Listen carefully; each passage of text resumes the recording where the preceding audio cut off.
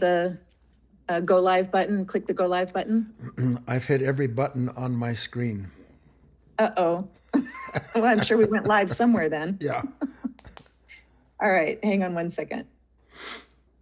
It looks like it was live, but I'm not sure I'm seeing it. It says streaming. All right, hang on. I just want to confirm on my end.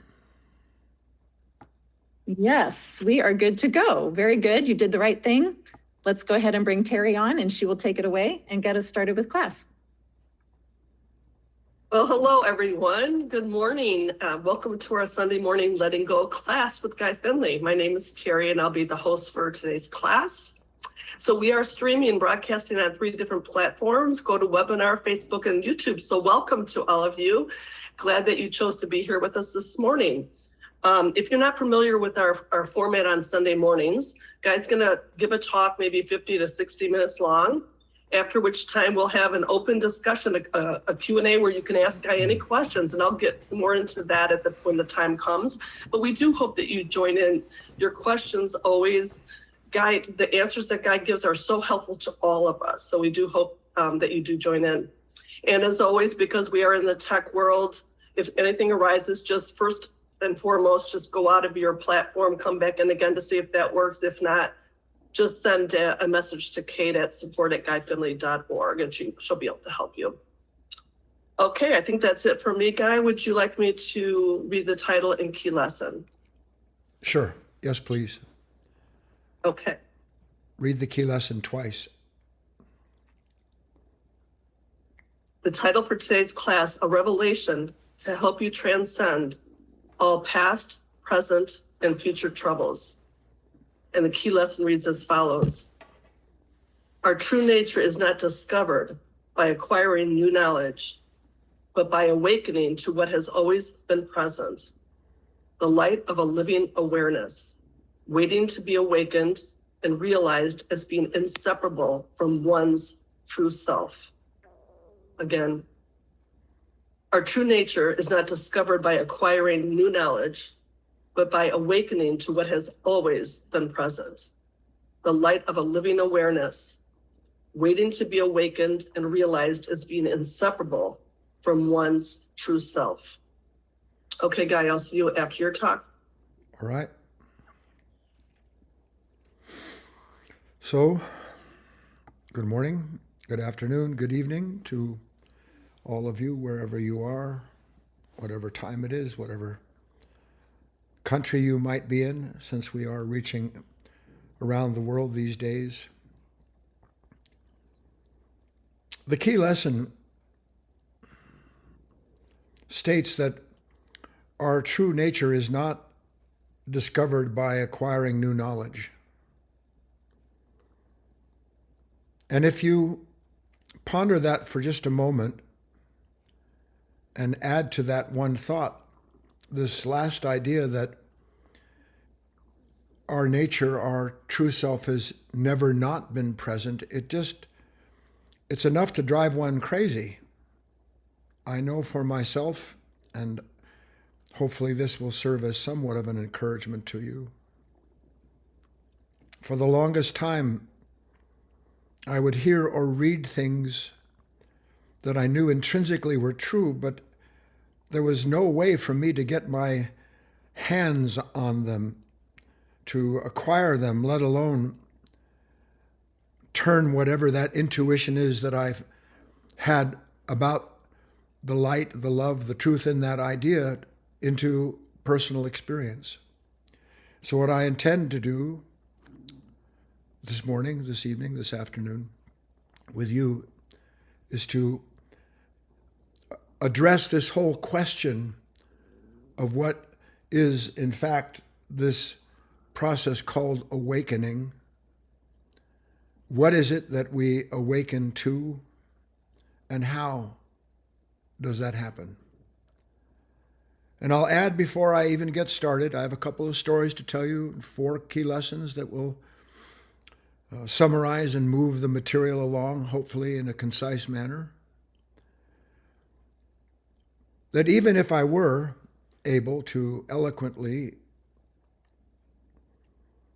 relate to you something of what this relationship is that's required for a man or a woman to become self-realized. You can use whatever words you like. Be reborn, realize the indwelling Christ, have a direct relationship with the divine, practice moment to moment the presence of what is celestial. Even so, it is insufficient, and you'll see why before this talk is over. So let me get into this with a story to set the stage for what is this awakening, to what is it that we awaken, and how is it possible. So imagine a world, and you don't have to go that far in imagination to be able to see it, a world that is primarily populated by gyms, workout places to develop strength, beauty, poise, all different kinds of practice areas for people to produce in and from themselves what that world that this state holds true in treasures. And we need to make that very clear. What this world treasures isn't the truth. What this world treasures is approval from others. What this world treasures is ways to protect oneself from fear or control conditions that are fearful. And so that's what corresponds to this idea of a world filled with nothing but centers for developing the characteristics that this world treasures above all else. And not unlike this world in one respect, and for many so-called aspirants, gradually it comes to a point where pretty much everyone just had to drag themselves daily through what they have seen through repetition may in fact change their exterior appearance, the way others see them, maybe even their social standing. But for some, it begins to feel pointless. And our story concerns a person, a young woman, who began to think to herself, this is pointless. I've learned how, through these various centers and gymnasiums and places of practice, I've acquired this, I've gained that, I look like this, I can make myself come off this way. But I know for a fact I'm still a wreck. People may admire me, if only they knew, as Thoreau said, the secret despair that sits at the center of human life. They would weep for me if they knew the truth from me. And so as this despair and sense of uselessness, of uselessly suffering, the constant reincarnation of her body and her mind as it treasures what it does, one day she walks right past all of the gymnasiums and various development centers that are on the main street where she lives. She walks past because she's caught up in thought that is at once discounting the possibility of coming upon anything new and at the same time drawn on by a wish for something new. And she walks by all these places, and right at the very end of that street, she never noticed it before, there's a small kind of nondescript shop. And this little nondescript shop has a lot of books in the window case, but not one of the titles does she recognize, because none of the titles have to do with how to be a winner in this world by winning approval, by winning success, so forth. What are these? She walks in and says to the book owners, I'm wondering, these are all unfamiliar titles. What does that mean? The secret of letting go. What does that mean? Freedom from the ties that bind. What are these lost secrets of prayer? Prayer for what? She asks these questions, and he looks at her and measures her in a certain way. And he says, you know what? And he walks over, he picks up one of these books, and he hands it to her. And he says, open it up anywhere and just read a few pages. Why would I do that? I don't recognize anything about the title.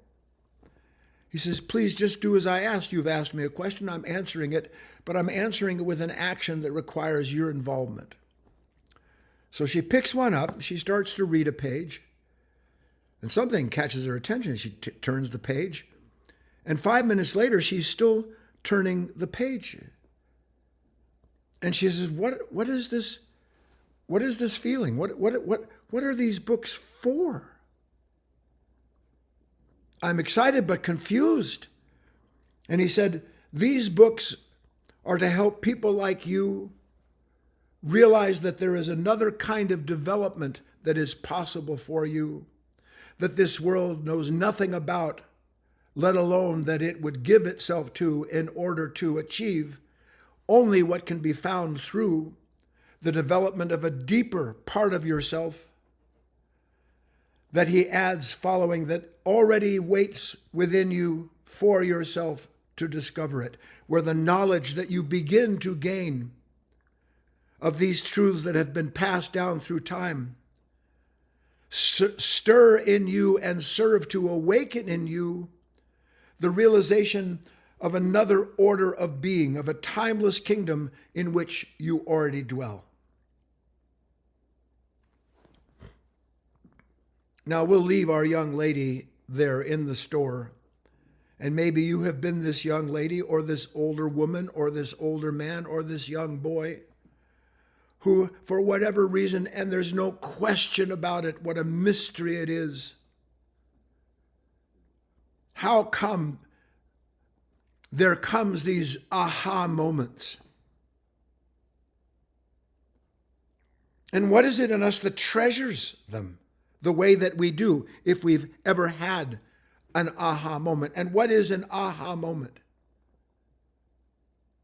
Is it an epiphany? Well, we could say it's an epiphany.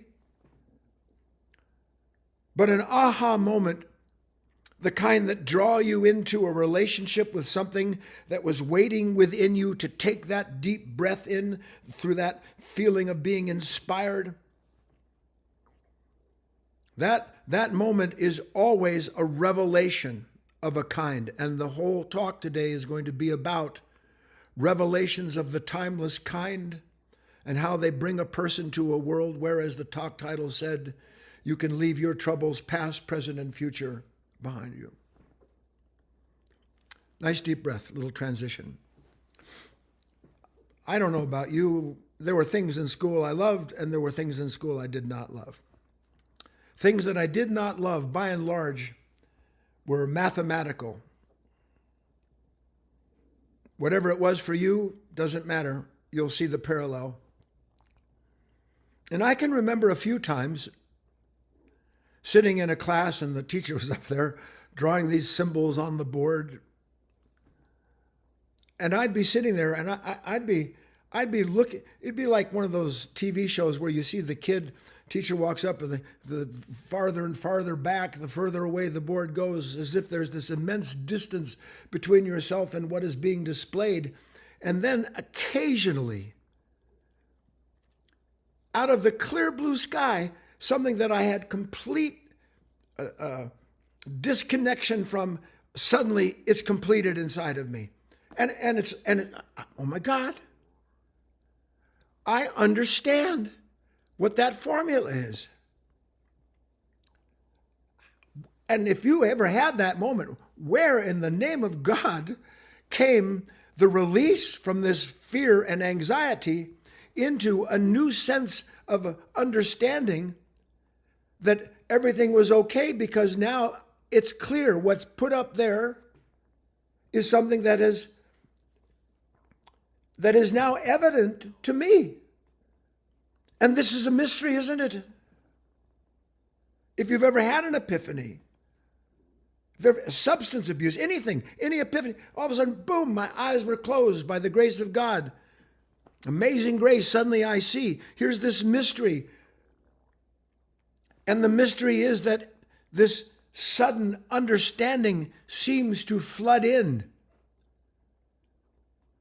But where is this understanding that floods into us in that moment? Where is it coming from? And why is this understanding that comes into us in those moments or subsequent moments dealing with more important subjects?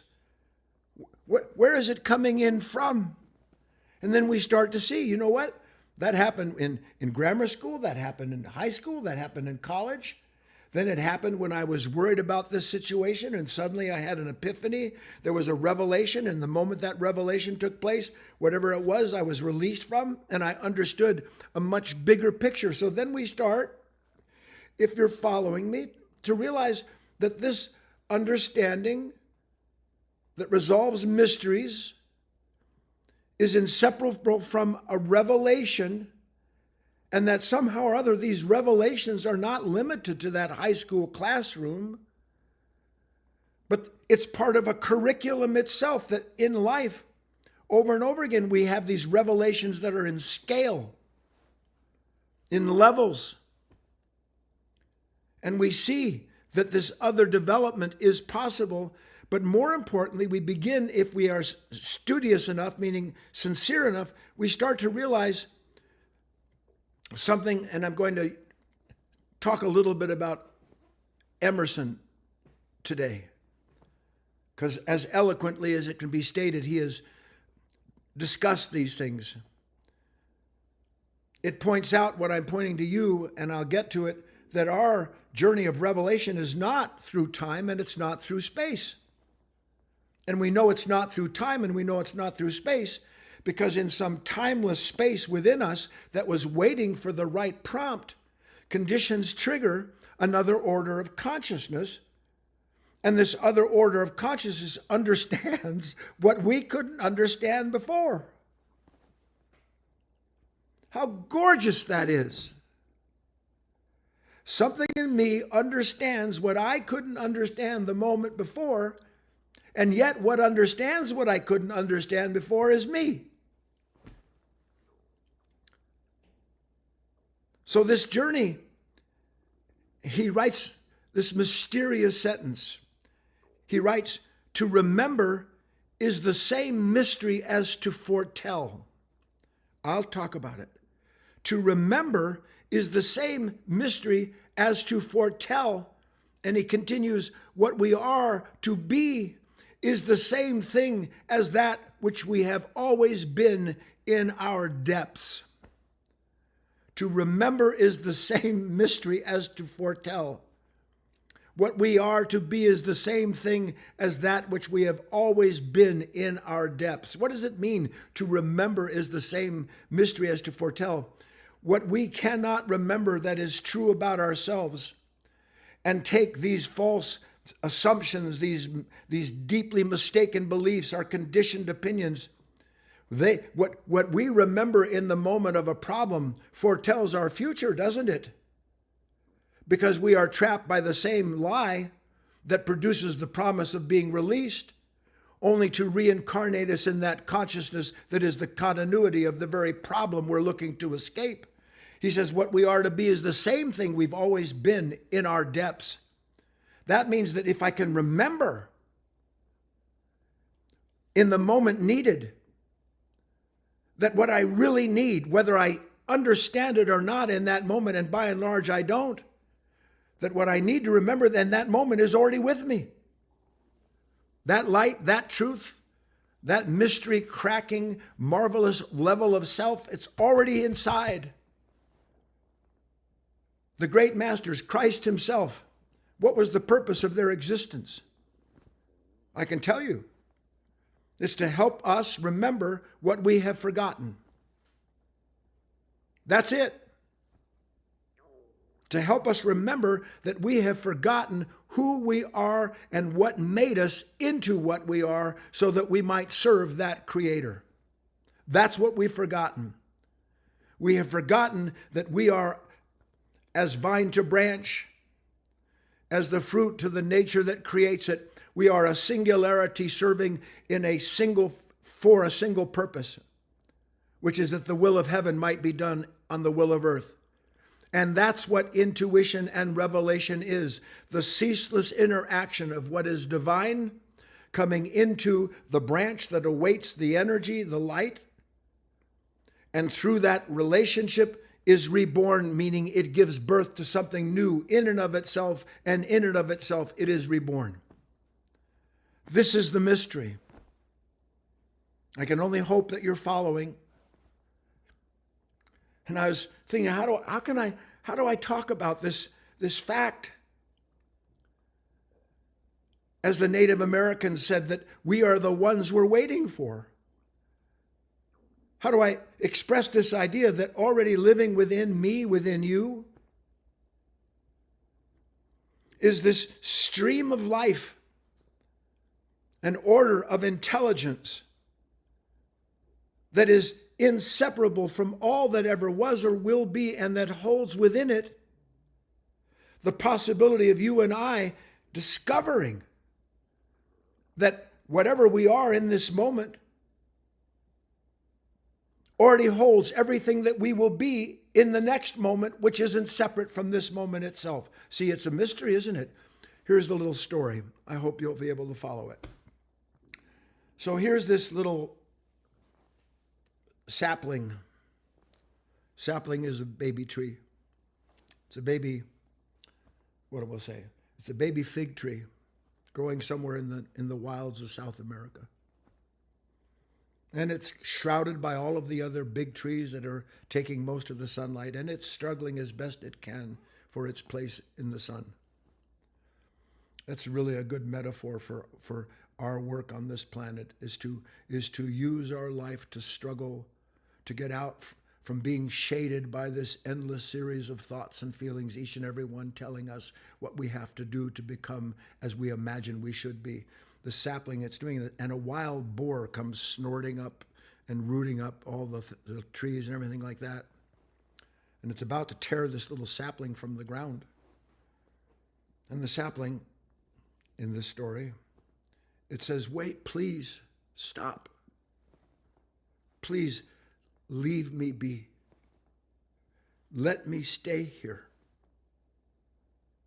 And the wild pig snorts, "And why would I do that?" And the little sapling says, "Because though you don't see it yet," this is key, "though you don't see it yet, I am indeed, as you see me, a delectable morsel. But I am so much more than what you see." "What are you doing? What are you talking about? Like what?" And the sapling said, "I am, in another order of time, 70 feet tall. My branches will shelter and shade countless creatures, and the fruits that fall from my limbs will feed the world beneath me, and perhaps, Mr. Pig, even the children of your children as well. And that world that I'm talking about cannot exist without what grows on me and falls from me without effort. But none of that will take place if you do not leave me as I am here in this place that I am, so that what I am may fully express itself in time." We see everything growing in time. What we see as growth is not the growth of an item, a tree, a blade of grass. What we see is the revelation of something in its time, so that we are a part of a bigger, vaster time in which all of the possibilities of whatever that particular creation may be now begin to reveal themselves to us as witnesses of that time and the creatures that dwell within it. How do I know this? How can I know this? You can know it through your own experience. Have there not been times when, for whatever reason, comes some inexplicable, unwanted event? Perhaps it's so unexpected and so unfamiliar, meaning so out of the blue, that we're just flooded with fear over the threat of whatever it seems to carry. It could be the fear of an event in the world. It could be a fear of ourselves. Here's a man, and he didn't know that he'd become addicted to acceptance. He didn't know he became addicted to the constant ambition, the accumulation of. He had no idea about these things. And then one moment, suddenly, it all becomes clear to him. And in that sudden revelation, please, which the person within which it unfolds cannot create the unfolding himself. What I see as true about myself, that runs counter to the self I'm used to experiencing and being cannot be an expression of that old nature. It has to belong to something within that darkness, the light that dwells in that darkness, that suddenly brings into the light a revelation of the totality of itself, which is that which is seen and that which is capable of seeing it. And between the two, there is a revelation that allows for that which has been to be present enough to be acted on by those powers, those awareness that bring it into a new relationship. Here's where I'm going. What happens in these moments for us? And it's evident. Happens every day, one way or another. Suddenly I'm filled with all kinds of questions. It's like I become a question-making machine. And we don't see, because the questions that we ask seem to lead to resolution, we don't see that there's no way we would ask ourselves questions that are filled with pain unless the nature of the creating the questions was itself filled with pain. So that the questions are always fight, flight, binary in basis.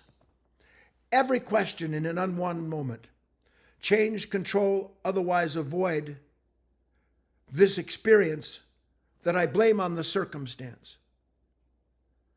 So these questions, they keep coming up, do they not? About what do I do as I am with what I am in this moment, which is I am full of fear, anxiety, or I'm full of this egotism that tells me, well, you've overcome this before, let's just do it again. Back into the gymnasium, back onto that treadmill of thought. So if you see this and follow me, then here's something else that Emerson says about this, these questions. He says, these questions which we lust, L-U-S-T, hunger, which we lust to ask about the future, are a confession of sin. These questions which we lust to ask about a future, my future, what's going to happen to me given this, are a confession of sin. What an extraordinary thing to say. And by the way, if anybody understood what Emerson was talking about, he would have been as unpopular as I am. He was saying, in essence, that the questions you and I ask in a moment where we are filled with fear, and fear is asking the question, God has no answer for them. And we know that God has not answered these questions because when a question is truly answered, it's the nature itself that gives rise to that question that is reconciled, not the condition that nature fears. Emerson says, no answer in words can reply to a question of things. No answer in words can reply to a question of things.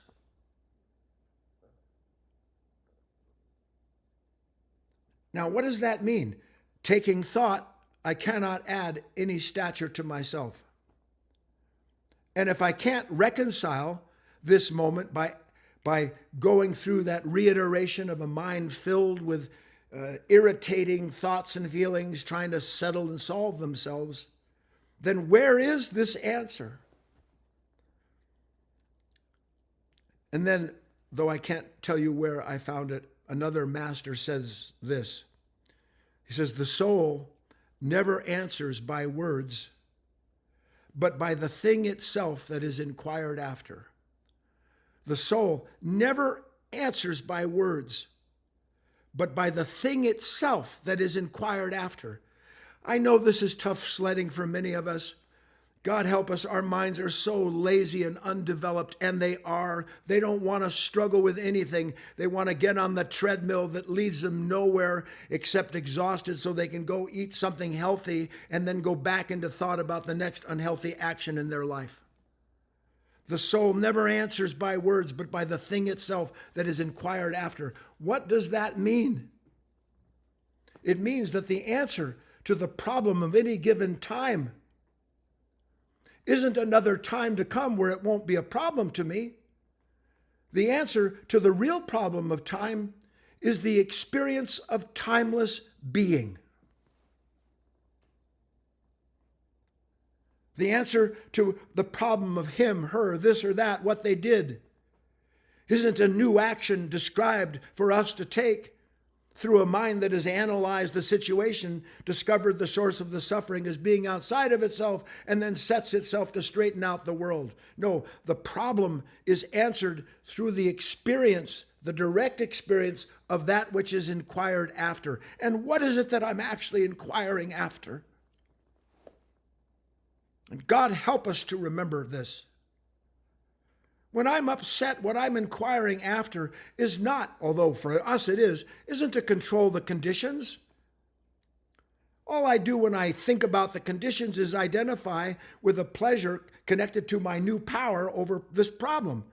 And I'm still in the same nature identified with whatever it's attached to and dependent on for its sense of being all right, for its sense of being at rest,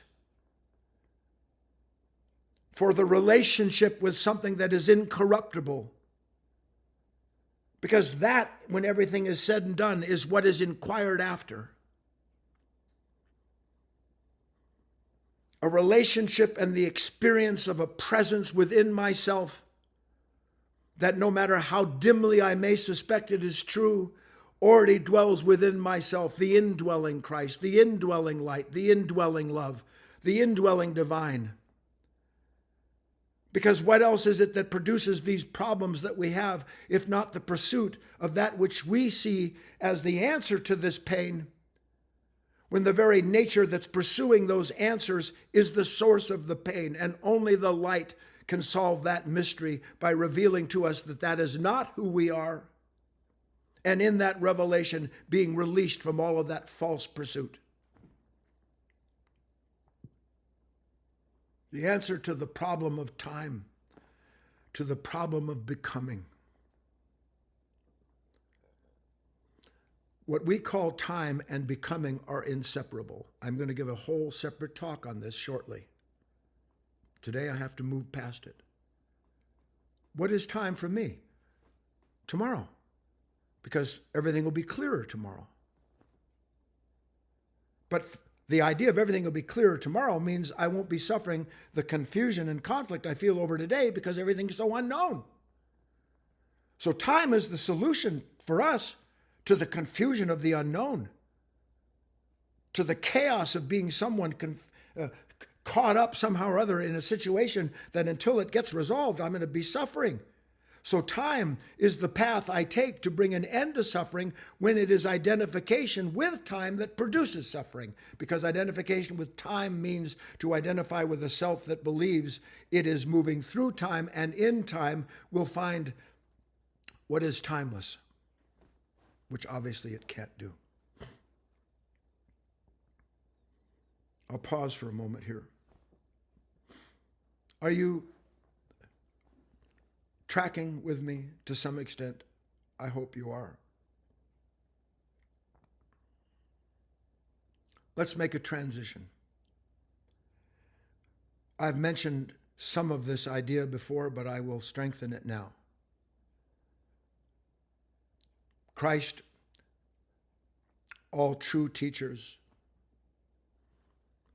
say the kingdom of heaven, nirvana, moksha, kingdom of heaven is within. If you actually pause for a moment, which is hard to do because thought never stops, what does it mean the kingdom is within?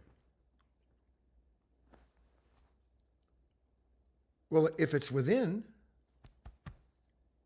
whatever I think I am, then that means there's really nowhere to go.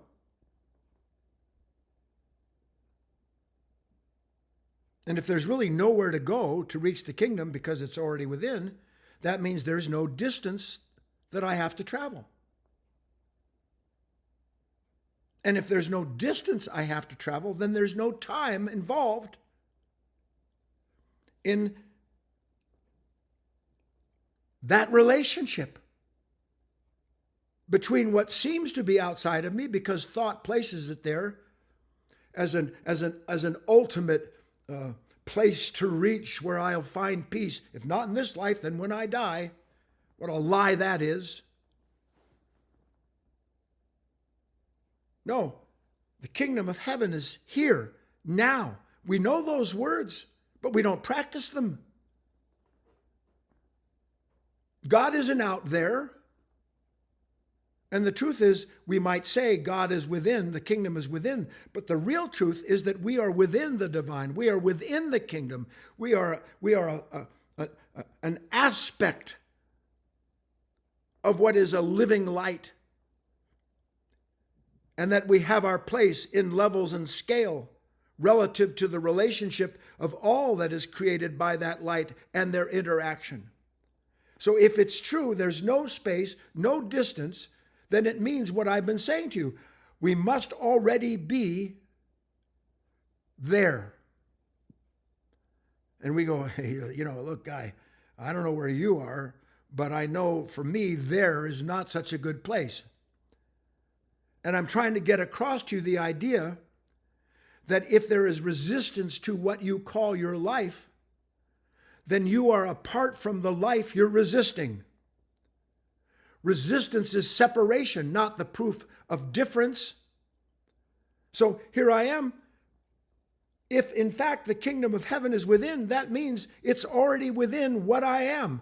It's already within where I am, but it is in another order of time that I don't understand because somehow or other I am blind to the fact of everything that you and I are now discovering about the kingdom of heaven, about the nature of revelation. I am revelation blind.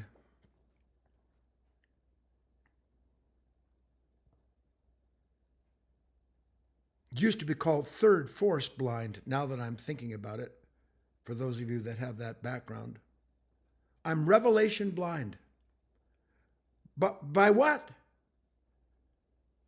What is it that veils, that keeps me apart from the sudden revelation that, like the sapling in another order of time, I understand. Haven't you had that?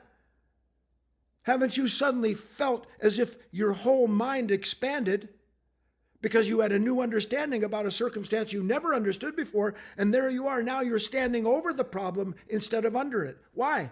What changed? The amount of light, the depth and breadth of our relationship to the light of that understanding, which is the totality in the moment of what is possible for us to experience as we are. And there's no end to the totality of experiencing what we are, because there's no end to God's mercy, to the love of God. And if we see any of this, the question starts, or at least it should, well, if there's nowhere to go, clearly, no more gyms, no more centers. I'm not saying don't exercise. What is it that we journey into other than our own unrealized being? If there's nowhere to go, what is the journey? And the answer is, it is into the discovery of an unrealized order of being. Isn't that what an epiphany is? I was this kind of being angry, being cruel, being selfish, being inconsiderate.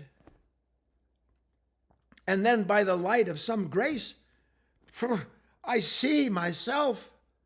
My eyes are opened. I don't particularly want to see the evil I'm doing, but now the good that I would has moved forward and allows me to recognize I'm on the wrong road here. So suddenly another order of being makes clear the old order of being.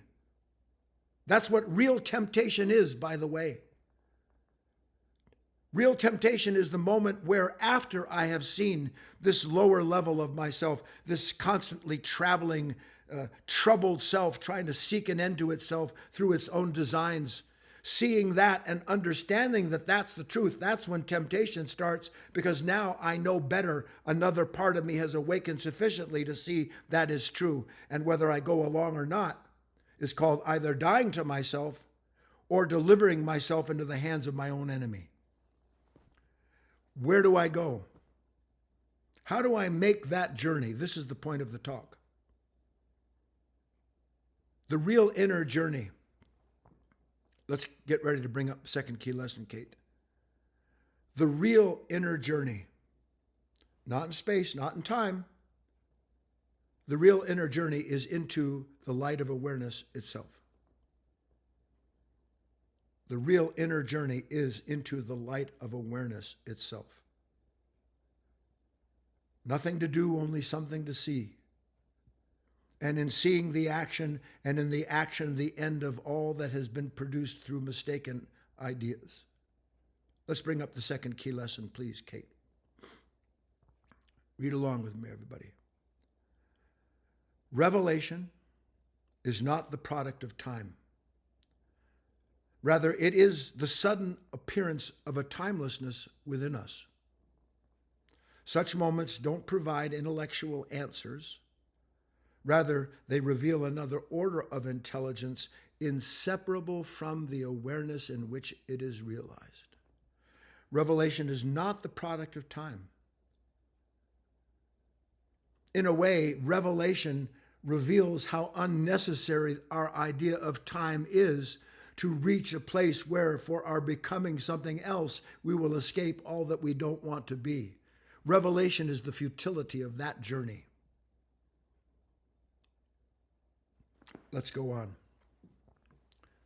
If you're following me, so now we have an understanding that somehow this journey is into this awareness, and awareness can't be separated from revelation, because that's what awareness is. Living awareness is the revelation of a beautifully complex, constantly coinciding body of light, of collective spiritual forces, of all these things as they meet and give birth to something. So how does that revelation, any revelation, come about? Because now we have to talk about how we work to understand this and employ this understanding as best we can.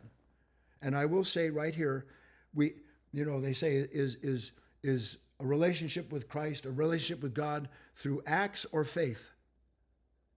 And the answer is that God helps those who help themselves, meaning that I must at least struggle to some extent in the moments where it becomes evident to me that I'm about to step back onto that treadmill, and at least have the moment where I recognize that treadmill, that thought, that sense of myself, it goes nowhere. Not one of my ambitions has brought an end to this ambitious nature that never has enough. So in that moment, there comes this pause, and it must be a pause where what? Where that which is active, the will of God, the very revelation of life itself, and our experience of it, here comes this light. It acts upon that which is created, that which is dark. All matter is dark. The light that dwells in the darkness is a representation of the first passage in Genesis. In the beginning, the darkness was upon the surface of the earth, and God said, "Let there be light." That's what we are, this relationship between these forces. But they're both divine in nature. And they serve one another once we understand how to serve it. So that the task begins to understand, well, let's see. Now I'm driving down the street, and here comes this thought about this person. And when I have this thought about this person, I never am aware of the fact, there's no revelation yet, that I've never not had this reaction when I think about this person. I've never not had it. I always get on the treadmill. And where am I going? I'm in thought that believes it is traveling from the unwanted condition that it itself has created and carried forward into a time where I'll finally control this person and I can get off the treadmill. And so the faster I go on the treadmill, the sooner, the closer I think I'm coming. So something acts on what is passive. The will of heaven acts upon that which is timeless and fully aware, acts on that which is in time and unaware of its relationship to this world and time itself. Timelessness acts on what is in time. And when it does what is in time, what we call ourselves, this personality, when it's acted on, what happens? Suddenly it's stirred. But instead of understanding the moment that this nature is stirred as an epiphany about the nature being stirred and the relationship to what has stirred it, instead, we are not stirred into this awareness of the opposites, into being the embodiment of them. Instead, we become one that must get rid of the other, so that the very thing meant to show the unity then becomes the division itself. And we side with the division because that's where we derive our identity from. Someone who got this or didn't get that, this happened to, didn't happen to. When the purpose of that active that brings about this disturbance, that suddenly we're aware of this experience of ourselves, that moment is to reconcile that which has been revealed to that which has appeared in order to heal it, meaning to unify it back into its original timeless state, its undivided state. But that moment of awareness, gone. Without the awareness of that moment, what have we got? We have thought telling us what to be aware of. Instead of the revelation of the truth of ourselves in that moment, what have we got? We've got another treadmill where we're trying to escape the revelation of ourselves. Because when we see certain things about ourselves, certainly you know this. What's all this self-judgment about? What's this rampant judgment about myself? I'm describing it to you. Judgment is the moment in which that which by the grace of God has been brought into the light that it might be integrated cannot bear for a split second seeing anything about itself that doesn't confirm itself as it imagines itself to be. We've been told you should be this kind of person. You know what weakness is? Weakness is measuring and comparing yourself to the moment so that in that comparison you can find from some past conditioned knowledge the way you're supposed to be to best answer that moment. So that weakness gives rise to conflict, conflict gives rise to more chaos, chaos drives the circle of a self that never stops trying to prove itself as it imagines itself to be. Whereas our awareness of that moment of revelation, are you able to see this? Revelation, look, this is hard to put into words, some of it. I'm looking outside at all of these madrone and oaks.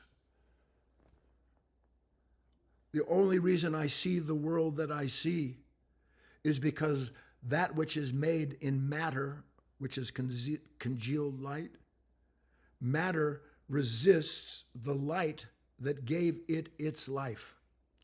Matter resists the light that gave it its form. It doesn't do it in an argumentative way. It does it because they are of a different nature once light becomes matter. Once that tree takes the shape and form, then in order for it to live, it must feed on the very thing that created it. This is in scale, if you can see it. So I see the browns and the dark blacks and the greens and the tans. I see the things that I do because that matter is resisting light. And what is not absorbed by matter for the purpose of its continuation and further creation is reflected back. And it is in the reflection of all of these things that we realize our relationship to the things that are part of our reality. We see the world because our own nature reflects the very thing that we're looking at. In scale, I know that's hard to understand. I wish it wasn't so complex. But that's the point. The revelation of that moment is inseparable from the nature in which it's revealed. So the revelation of what is timeless is inseparable from the nature in which it is revealed. So that there must be something timeless in us if a revelation of something timeless is experienced. When you see beauty, when you read that passage, when you hear a truth that you cannot argue with because it resonates with something real inside of you that you already understand, in those moments when that takes place, that is the proof that what you are awaits you. And it awaits you not in a time to come, but in a broad sense of a revelation that this moment is already whole. This moment is already complete. We can't conceive of that. I'll speak personally. The last, 3-4 months, I can't tell you exactly how much time it's been, all started with this strange fell swoop, and something has been endlessly disturbed in the speaker. But the difference, maybe, and not to certainly put myself above or separate from anyone else, is that I understand the purpose of that disturbance. And the purpose of the disturbance is not to tell me everything's gone dark and bad. Everything about that disturbance is to reveal in the very moment of the disturbance a nature that already understands the purpose of that disturbance. And in understanding the purpose of that disturbance, it doesn't fear the pain of it. Because the understanding transcends the pain that's produced by a mind that can only fight with what it doesn't want, that isn't what it's supposed to be. So this revelation brought about by this disturbance that we just summarily dismiss, do we not? We dismiss the disturbance because it proves life isn't whole, life isn't complete, it's going to hell in a handbasket, and now I've got to get busy and control. That's how we see it, but that is not how the divine sees it within you. Revelation is, in fact, this meeting of light with life so that we see everything is complete. I don't need to complete the disturbance by controlling it. I need to see that the disturbance that I'm in is part of a holiness. And the holiness includes in that disturbance a soul that is a witness to its own imaginable unity with what is timeless. Can you grasp it? All of these troubles, doorways, lights, invitations. Bring up the third key lesson, Kate, please. Read again along with me. Third key lesson, Kate. There it is. There is no revelation apart from the consciousness in which it appears and back into which it disappears. The only constant is awareness of creation itself, whatever form it may take, and in whatever scale of time. There is no revelation apart from the consciousness in which it appears and back into which it disappears. What does that mean? It means that this consciousness is created to be a mirror of an unending revelation of what is timeless, and that same consciousness as the revelation and reflection holds within it everything that is revealed by it. So the only constant is this awareness of creation as it's taking place. You are a creation taking place. You are not that which was created and now must recreate itself. You are not that which is supposed to imagine a creation downstream that will free you from the creature you don't want to be. The only constant is the awareness of creation itself. That's what a revelation is. A revelation is the awareness of creation itself in that moment, but that moment is as timeless as the world in which it appears. So that whatever form it takes, whatever scale of time, I'm pointing to this idea that the revelation, which is the realization of your true nature, the light of that, is not elsewhere. It's unimaginable to us that what we're looking for is not to be found outside of ourselves. It is not to be found in a thought. The revelation is ourselves. Not you, not me. It is ourselves. But that revelation only appears without, or how should I say, when the veil of becoming is finally removed. What is this veil of becoming that is finally removed? The veil of becoming is all of the thought that we take, all of the reactions that we identify with, all of our plans to escape the past or to produce a future brighter than the dark moment we find ourselves in. Imagine that's why Emerson said it's a sin against God. When you and I see ourselves in this dark moment and are fully obsessed with doing nothing but what? Identifying with the very thing that is dragging us deeper and darker into a place where no revelation can happen.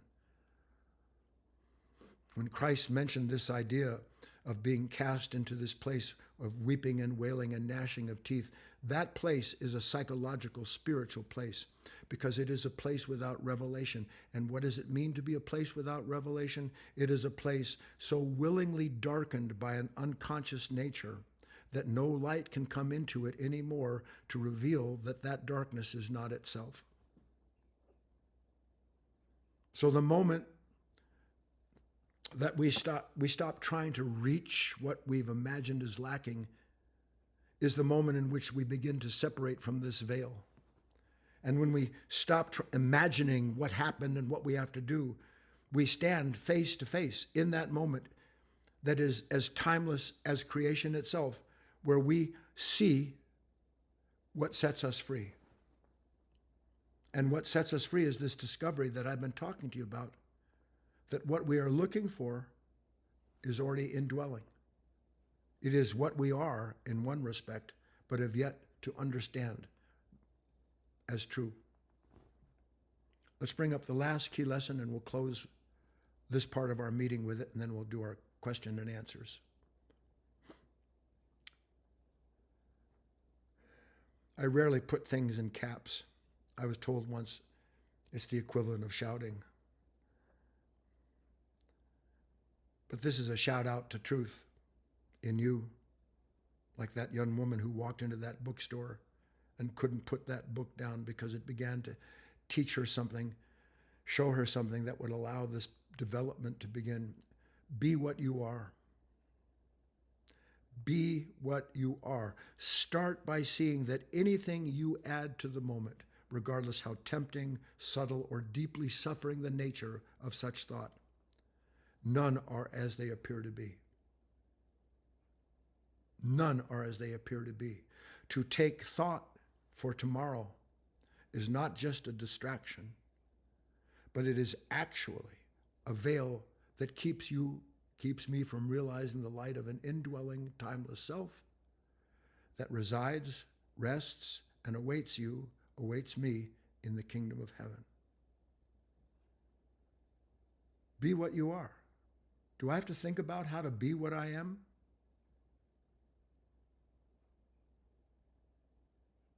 Does an eagle have to think about what it takes to command the sky? Does a 2,000-year-old sequoia have to take thought in order to be the manifestation on this earth of something that was not just virtually timeless, but that time has unfolded beneath? Be what you are. To take thought for tomorrow is not just a distraction, it's a veil that keeps you from realizing the light of the indwelling, timeless self, of the revelation that already within you awaits what you are looking for, the kingdom of heaven. Let's take a quick break, come back and have our dialogue. I guess we have some announcements, and then we'll do our Q&A.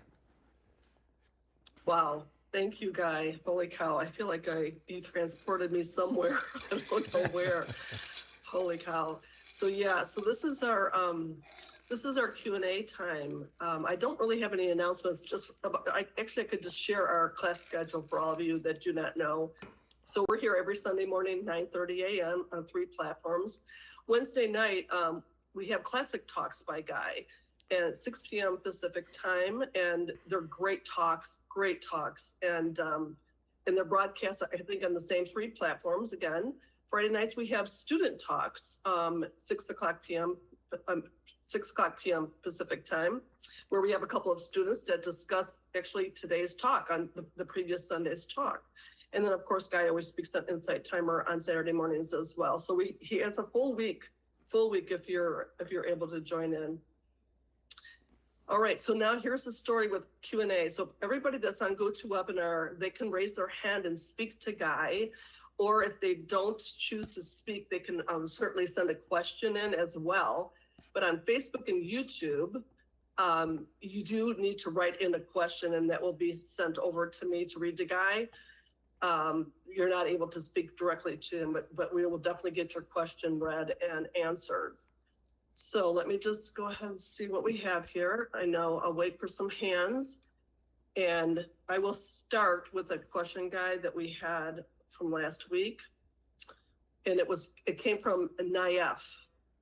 And he asked, I have negative thoughts about my younger brother's behavior.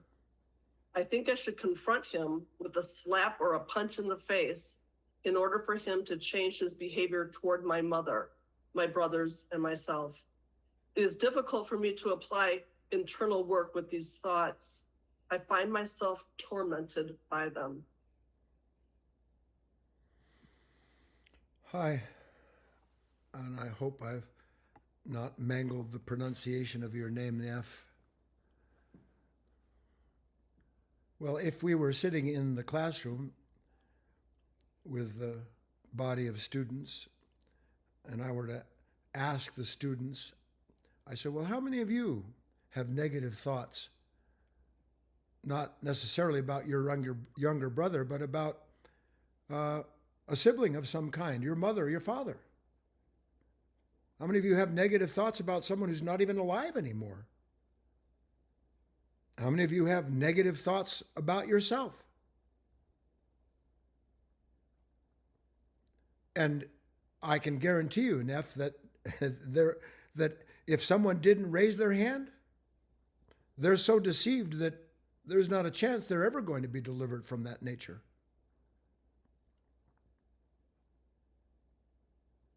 It's an extraordinary thing, and I don't know how well you'll be able to follow what I will outline here, Neff. But try and see it. Because as the whole talk that I hope you were able to take in reveals, that until there's a revelation about the nature of this ceaseless conflict that I have with whatever it is or whomever it may be, until a revelation comes along, I'm in the dark. And in that darkness, something inside of me that calls itself the light says the solution to this suffering is to lash out at this person so obviously responsible for ruining my life, for ruining my mother's life.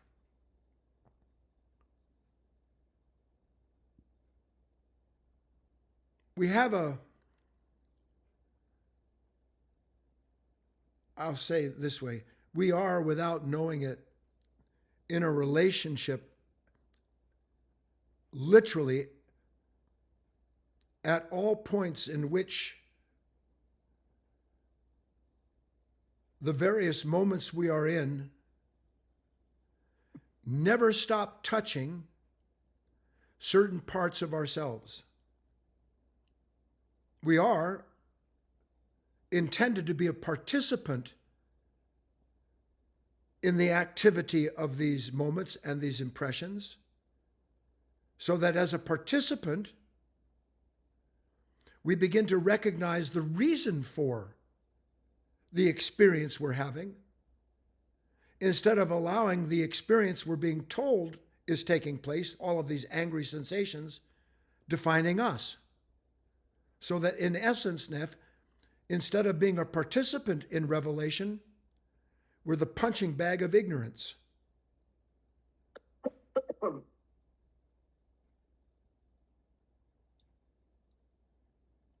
But I don't recognize that I'm the punching bag of ignorance, because I believe that when I lash out and want to punch my brother, that the relief I feel would be, in fact, the release from this pain.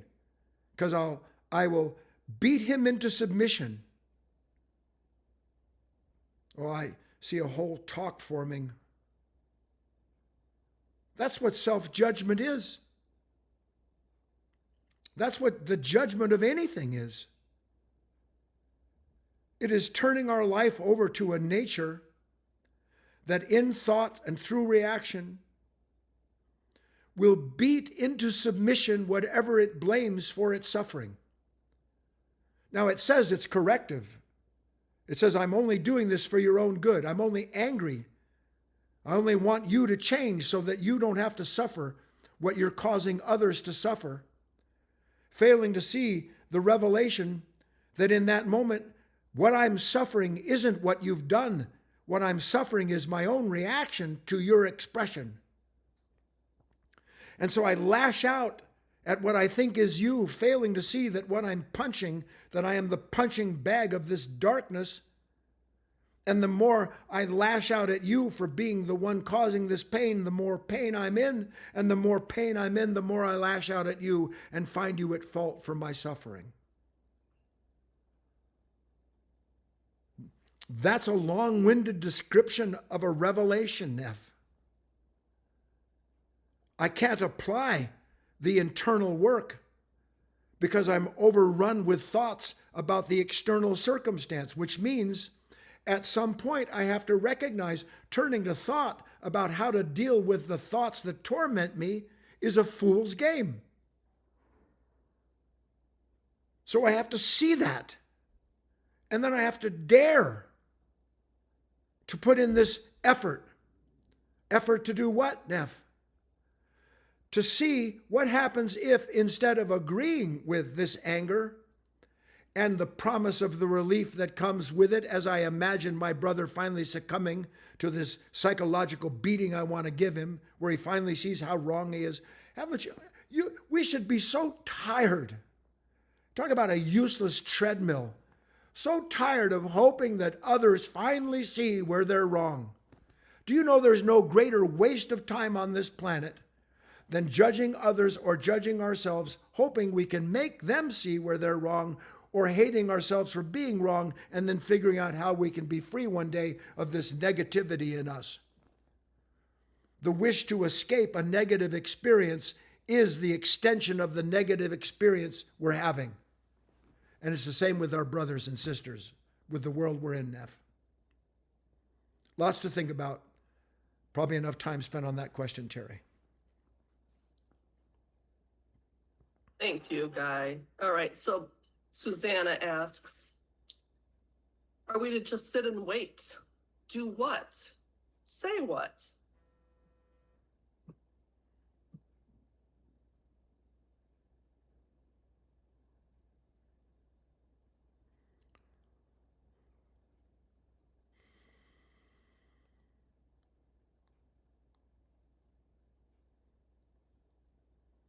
So, Susanna,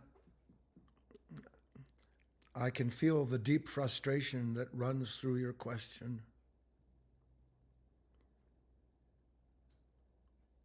Everyone who's ever tread this path has to reach the point where they ask that question. So I'm going to rephrase your question for you, and then we'll examine it and see what will be revealed through that examination. Well, I heard you, Guy, what you said. There's nowhere to go, nothing to do, and that the healing we're looking for is already present in an understanding about ourselves that releases us from our misunderstanding. But all I know to do to release myself from the pain, and this is first, Susanna, We don't blame our own misunderstanding for the pain we're in. That's the last thing we blame. When was the last time you said to yourself, you know what? I'm suffering about what my brother does to my mother because of my ignorance, because of self-ignorance. Nobody says that because nobody sees it's true. And even if some begin to suspect it's true, then self-judgment becomes the veil. Are we just to sit and wait? You ask yourself, am I just to keep rushing and waiting in time for some place that I'm going to rush to finally release me from this pain? I've been rushing on this treadmill for 400 million years. Human consciousness rushes. I have to have some place to rush to. Because who am I without the hope that one day I'll be released from this pain that I'm in, from this useless life? But not because life is useless, but because something has made me useless relative to serving the will of God that serves all true purposes. So you have to see, Susanna, this treadmill of thought. Here comes the moment. What happens? Off I go. Where? To freedom, it says. And then I have to be present enough one day, tired enough, as was the young woman in our story, to walk past the treadmill store, to walk past the beauty treatments, the health promises that are going to keep me through eternity so I never look old. All of that crud that serves as the fodder of an unconscious nature. No. Next time that happens, I have to think, all right, hold on. What must I do here? I know that going into thought, that doesn't take me anywhere. I know that becoming something later isn't going to resolve the conflict I'm in now, because it's this consciousness, what am I to do? And at that point, you won't ask, what am I to do? Just sit and wait. Because you'll no longer be sitting and waiting the way your mind now tells you how painful that would be. Because sit and wait for you, presently, Susanna, you forgive me if I'm mistaken, sit and wait means what? Just suffer? Suffer yourself consciously. Not suffer your fear of not being able to escape yourself. And when you understand that to come to a stop inwardly and allow the whole revelation of that moment, how it wasn't just what your brother said, your sister said that 30 years ago. And it won't be what your sister said 30 years ago. It'll be what your boss says 3 days from now. The same level of creation in conflict with the unconscious nature that creates the conflict endlessly until it comes to an end. And it can't come to an end by you trying to bring it to an end. It comes to an end when you see there's no end to it. Then you sit and wait. And the more you sit and wait, the more there is this epiphany, this revelation that what you call sitting and waiting is actually participating in the here, in the now, participating in an act of love that is what is being revealed by creation. Then I become a participant in a completely different level of life because I'm agreeing to develop within myself through what I understand and I'm willing to apply the discovery of what my actual relationship is to this moment and why I'm here on earth. That's my answer, Susanna. Not sit and wait, do what, say what, sit and wait, listen for what you are to be, and when you hear what you are to be, to go ahead and participate in whatever that may be that's revealed to you, to watch yourself. On we go. Thank you, guys. See, these are the kind of answers that come up when people ask questions. We have no hands in the queue and no further questions. So this is your time. This is a gift. So let's see if we can get some hands or some, oh, there are 2 hands, she said. Let me just see. Sometimes my PC is a little goofy. All right. We have two hands, so we're going to first go to Jill. So here you go, Jill. Hi, Guy. Hi, Jill. As you've been talking, I was thinking that there's been moments where I've been aware of this noise, the noise inside me, and it feels, I don't know how else to say it, like it's full, like there's just so much going on. And then I hear your voice say something like emptiness, empty of this self. And I'm just wondering if somehow you can explain that, because I feel like there's something to seeing the noise, and the noise isn't me, but it's consuming me. I don't know how to say it. Well, in one respect, and I hope you'll accept this in the spirit it's offered to you, so many times, Jill, it's that nature using your mouth and your emotions to express itself. That heaviness, being dragged down by something, full of a strange, unwanted sense of emptiness that I can't escape, this confusion that hounds me. And so we're so used to identifying, Jill, with that sensation that it never dawns on us to ask a rudimentary question in one respect, and yet that will be the source of a revelation that can release you from this nature that you are so identified with. At any given moment, Jill, what is it that I am filled with? I'm going to leave it rhetorical. Everyone, I'm asking, at any given moment, what is it I'm filled with? And the answer is, well, I'm filled with this experience. But it's an experience I don't want. I don't want this experience, I want that experience. And I stay caught between these, in this crucible of an unconscious nature that cannot see the following, Jill, and this is the answer to your question. What experience am I filled with? Presently, I'm filled with a name that my mind gives me, that even as it names the experience, I want less of it. No, what I'm filled with, Jill, is what I'm attending to. So, dear God, I'm filled by attending to, not wanting to be myself.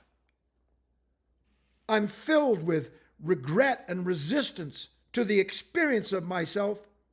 And the more I attend to it, the more filled I am with that which I say I don't want. That's what has to be seen. That's the revelation, Jill. Because that's where this beautiful separation of the wheat from the chaff comes. And in no other way does it come. Darkness can't separate itself from darkness. But there is a light in that darkness that can see that darkness that it does not understand and that it cannot bring into itself. So there has to be this essential shift that takes place. Again, born out of what that young woman went through, walking by this constant treadmill of being disgusted or filled with despair or confusion and all of whatever is habitual, not just to you, Jill, to everyone. We all have our particular favorite identity, a favorite sense of self, but we don't think it's a favorite sense of self because we're always thinking about how do we escape it. Well, that's what a favorite sense of self is, trying to escape what I don't want to be instead of seeing what I am and what's making me this way in the moment. Were you able to grab any of that, Jill, as I spoke? Yeah, I could grab some of it for sure. Yeah, well, grab it a lot. Chew on it. I'm trying. Okay. I will try. Thank you. You eat, consume, eat, consume. You keep swallowing those impressions, Jill. And one day when we're talking, I'll hear this hearty laugh come out of you and we'll both celebrate, okay? Okay, sounds good. Bye. Thank you, Jill. All right, next we're going to go to Tony. Here you go, Tony. Hi, how are you, Guy? I'm fine, Tony. Thank you for asking. Great. The reason I put my hand up is because everybody was saying, please put your hand up, and thought, okay, I'll join in. I just wanted to thank you for a really nice talk. But I kind of had an insight, as usual, that when you say things that are so eternally true, you read a book and you're inspired Yes, by the hero it's the same thing. It's revelation. yes, And the thing is, there's the opposite, right? Where you're so, I don't know, impassioned with that sense of eternalness and timelessness. And then you're in a situation, and sometimes I find I escape into it to get away from a situation because I don't either trust myself, No, keep my mouth shut, no, or I want you to go into that. yeah, don't put it in terms. See, that's the wrong idea. It's not that All right. that I don't trust myself. You must never trust yourself. Okay. You must trust God, not God that is created in the image of Tony or any of us, but the God that is the light that reveals the temptation to fall into that identification. In the end, all temptation is inseparable from identification. In the end, that is the only temptation. And in the old language, it means to try to complete oneself. So that in the strangest of all things yet to be revealed, the more we resist our life because we don't want the experience of ourselves in that moment, every last time that takes place, we have turned our trust over not to the light, but to something that tells us where we must get to or become to escape the condition that we're resisting. And the more you see that, Tony, the more likely you will be in that moment to catch yourself stepping onto that treadmill, where whatever it may be, whatever the ambition is, whatever the desire is, the reason it's there is because the other side of it is, this is who I am, or this is what I will be. And when you understand that who I am and what I will be are not creations in time, but something that was created in the beginning of time, so to speak, all of that is laid down. And as you lay that down, lo and behold, you are lifted up into a new understanding. And then all you want is more, as you just said when you started, I want more of that kind of understanding. Because in those epiphanous moments, I'm a participant in a world that the moment before I didn't even know existed. That's what we want. We want to spend more time in the world we didn't know existed before by entering into it. Yeah. Okay. Thank you. Thank you, Tony. All right, next we're going to go to Debbie. Here you go, Deb. Hi, Guy. Hey there. I'm in at the foundation with a small group of people watching your talk. And I just want to thank you so much for everything you do. You're welcome, Deb. I had a beautiful moment when you mentioned Ralph Waldo Emerson. Yeah. This is gratitude. These tears are gratitude. I understand. There's nothing more precious in the world than tears, not just of gratitude, because something has resonated and brought about some kind of revelation of something that awaits me within myself that's yet to flower but wants to. But even the tears that we shed, as we must from time to time, when we see how terribly we've missed the mark, as long as those tears aren't born of rage, but of a revelation of the disparity between who we are presently and the possibility of understanding a completely different level of ourselves, then there is a certain sweetness to that sadness, and there's a gratitude even in that. So all is well, Debbie. The most encouraging thing I can tell you is that what you love loves you. And there's no better relationship than the development of that. The more we love God, the more we discover that God has always loved us and never has not loved us. We just have to get to the place where we recognize grace when it appears instead of running from it. Kate? Yes, thank you, Guy. You bet. Thank you, Deb. Okay, so it looks like we're at about 2 minutes or 4 minutes before 11, Guy. We have no questions and no hands in the queue, so you let me know. I'm letting you know. I'll see you all next week. Do your work. Do your work. Remember yourselves. I think this is where I sign off from GoToWebinar. Yes. Yes, and go ahead and quit the live stream.